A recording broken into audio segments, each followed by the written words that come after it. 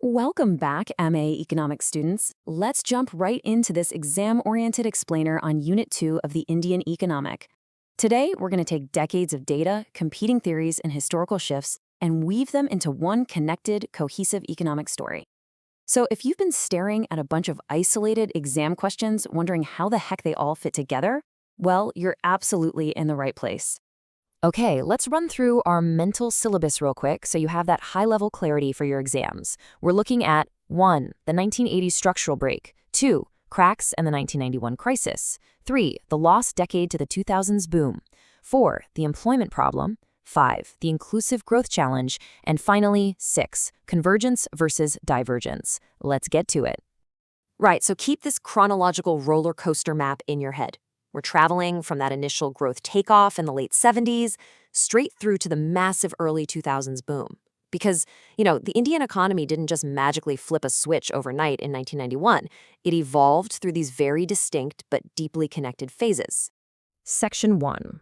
The 1980s structural break, pinpointing the shift in India's growth path. We have to start with a massive debate. Did India's growth acceleration actually begin in 1991? Or did the structural break, meaning a permanent shift to a higher growth path, happen around 1979-80? To figure this out, economist R. Nagaraj used long-term GDP data and something called dummy variables in trend equations.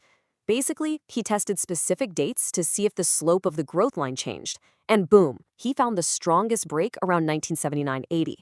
Now, to prove this wasn't just some statistical glitch, he even removed the terrible drought year of 1979-80 as an outlier and stripped out public administration and defense to make sure it wasn't just government wage hikes driving the numbers. And you know what? The break still held.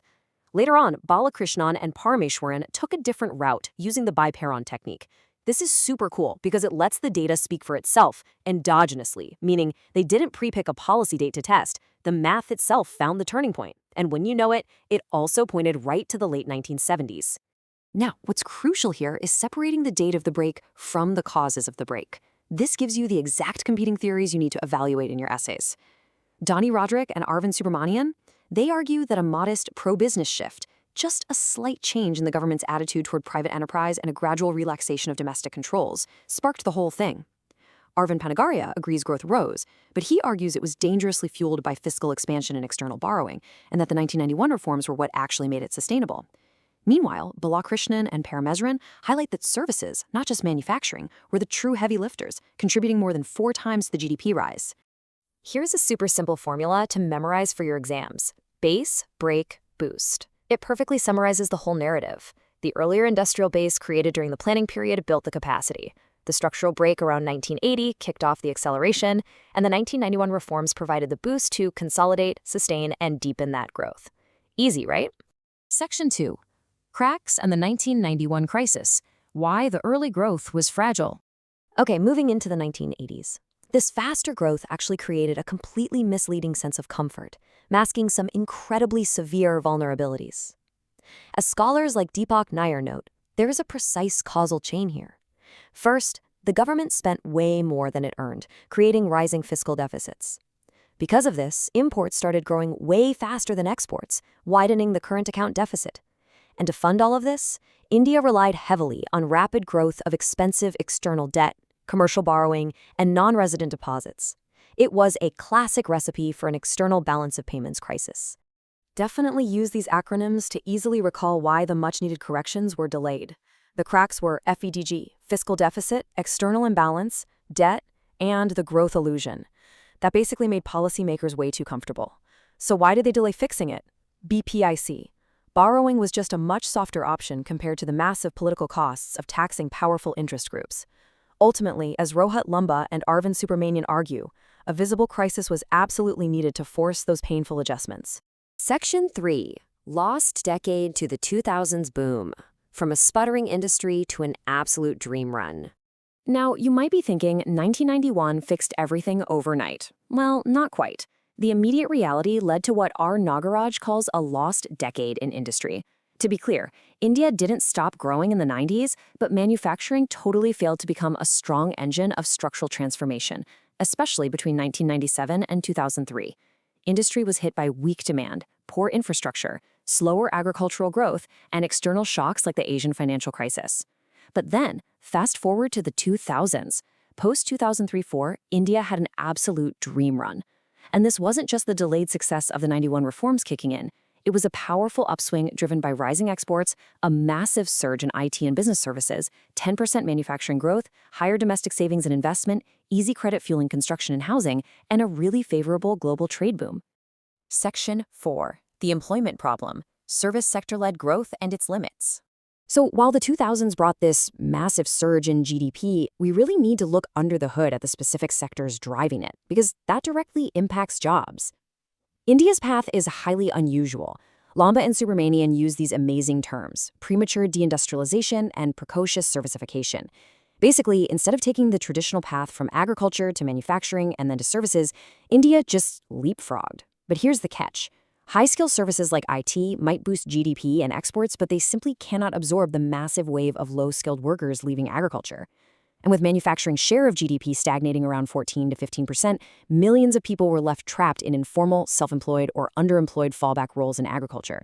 Sudipto Mundal really hits the nail on the head with this vital question. Growth of what? It highlights the ultimate Indian paradox. Yes, we had skyrocketing employment growth in sheer numbers, but incredibly weak employment quality.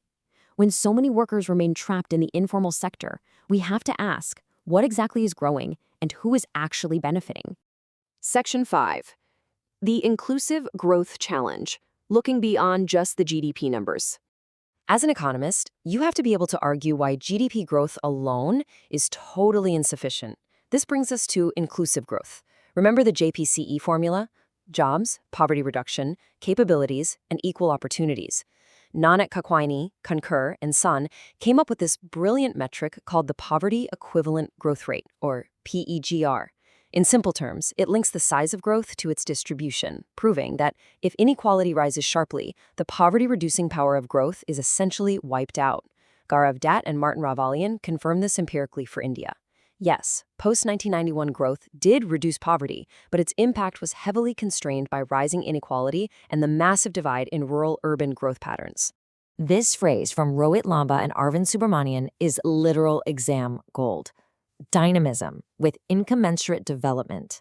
It perfectly captures how India hit incredible macroeconomic speeds, but totally failed to deliver equal social opportunity and structural transformation.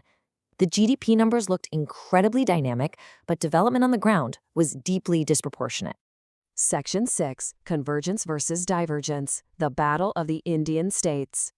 Finally, we need to ask, did this economic boom spread evenly across India, or did the rich states just get richer?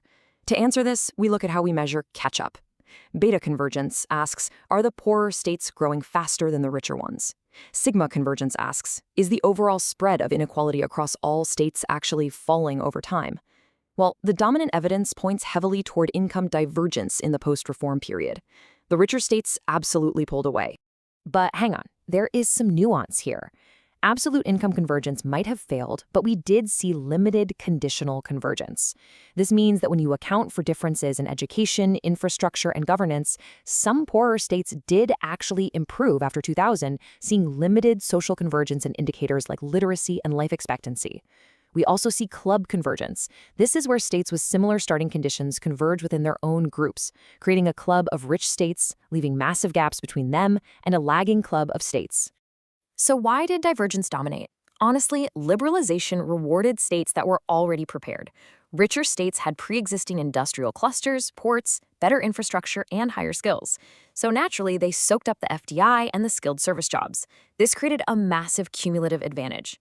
For poorer states dealing with a lack of urban centers, governance traps, skilled migration, and a heavy continued reliance on agriculture, it was incredibly hard to catch up. Now, if you get a question on why scholars still disagree about this convergence debate, just drop the MPIS formula to show off your critical thinking.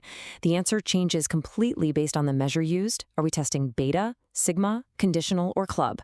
The period analyzed, pre-1980, the 90s reform era, or post-2000, the indicator, per capita income versus literacy and health, and the structure, things like migration and central transfers that completely obscure the state-level data.